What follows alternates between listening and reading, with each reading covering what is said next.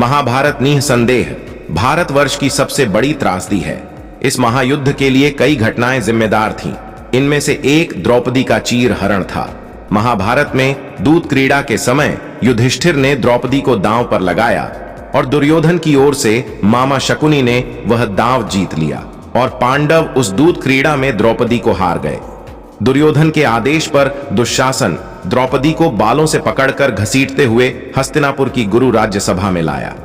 दुर्योधन ने दुशासन से कहा कि हे दुशासन, द्रौपदी को मैंने जुए में जीत लिया है, इसलिए अब यह हमारी दासी है।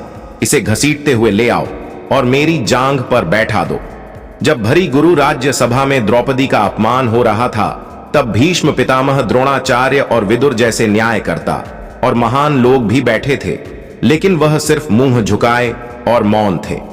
सभा में बैठे विकर्ण ने द्रौपदी के अपमान का विरोध किया, जिस पर अंगराज कर्ण ने कहा, हे गुरु वंश के पुत्र, देवताओं ने यह आदेश दिया है कि स्त्री का केवल एक ही पति होना चाहिए, लेकिन इस द्रौपदी के कई पति हैं, इसलिए यह निश्चित है कि यह एक वेश्या है।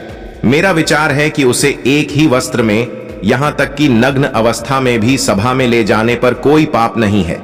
धर्म के अनुसार दुर्योधन ने पांडवों के पास मौजूद सभी धन को जीत लिया है, जिसमें पांडव और स्वयं द्रौपदी भी शामिल है। हे दुशासन, पांडवों और द्रौपदी के वस्त्र उतार लो। यह सुनकर दुर्योधन ने द्रौपदी के वस्त्र उतारकर उसे नग्न करने का आदेश दिया। अब द्रौपदी को इस बात का एहसास हो चला था कि संकट बड़ा है। तब द्रौपदी ने अपने सबसे प्रिय सखा भगवान श्री कृष्ण का नाम पुकारा और भगवान श्री कृष्ण ने द्रौपदी के वस्त्र को बढ़ाकर उसके सतीत्व की रक्षा की। आखिरकार द्रौपदी के चीरहरण का प्रयास असफल रहा।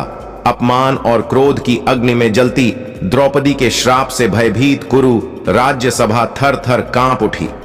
राजमाता गांधारी के रुदन के समक्ष द्रौपदी का क्रोध कुछ धीमा पड़ा और वो सर झुकाए खड़े अपने पांचों पतियों के साथ 12 वर्ष के वनवास के लिए निकल पड़ी। जाने से पूर्व उसने कायर कुरु राजकुमार दुर्योधन, दुशासन और सूत पुत्र कर्ण की ओर देखा। दुर्योधन और दुशासन के चेहरों में विजयी मुस्कान थी, परंतु सूत पुत्र कर्ण का सिर झुका हुआ था।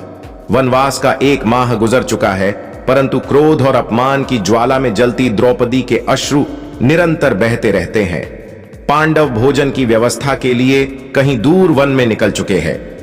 द्रौपदी भोजन बनाने के लिए पानी की गागर लिए संकरी पग डंडी पर चलते हुए चौड़े मार्ग पर निकल आई तो सामने से आ रहे एक रथ को देखकर चौंक पड़ी, परंतु वो अपनी सामान्य चाल से चलती रही।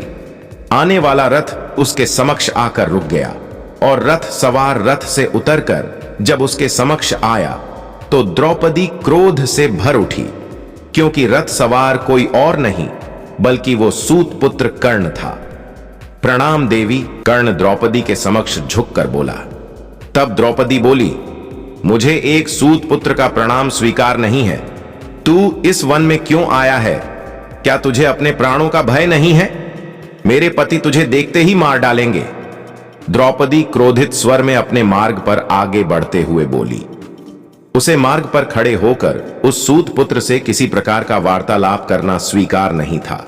तब कर्ण बोला, देवी, मैं किसी प्रकार का युद्ध करने नहीं आया हूं।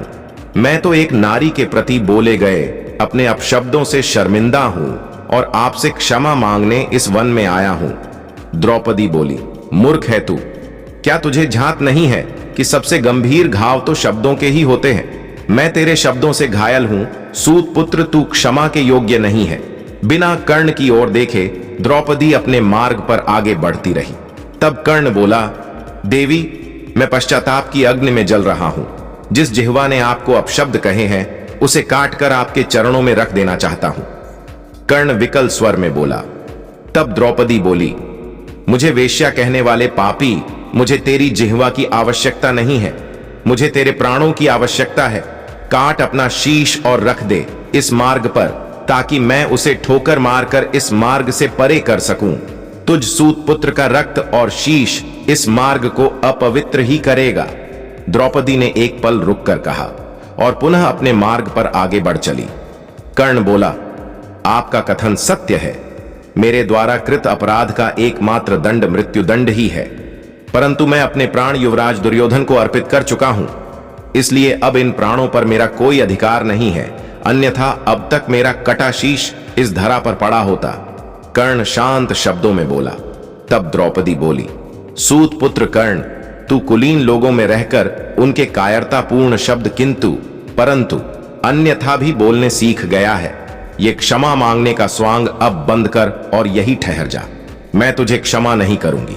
यदि युद्ध हुआ तो मेरा पति अर्जुन तेरा शीश काटकर इस धरा पर गिरा देगा, और यदि युद्ध न हुआ तो तेरा तो मैं जानती नहीं, लेकिन एक दिन मैं क्रोध और अपमान में झलकर मर जाऊंगी।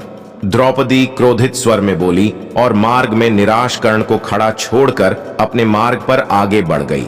तो दोस्तों, यह थी कर्ण और द्रौपदी के अंतिम संवाद। मैं आशा करता हूं कि यह संवाद आपको अच्छा लगा होगा। दोस्तों, ऐसे ही और भी वीडियो को देखने के लिए कृपया चैनल को भी सब्सक्राइब जरूर करें और कमेंट बॉक्स में सच्ची श्रद्धा से जरूर लिखें। जय श्री कृष्ण। राधे राधे। वीडियो को अंत तक देखने के लिए आपका धन्यवाद।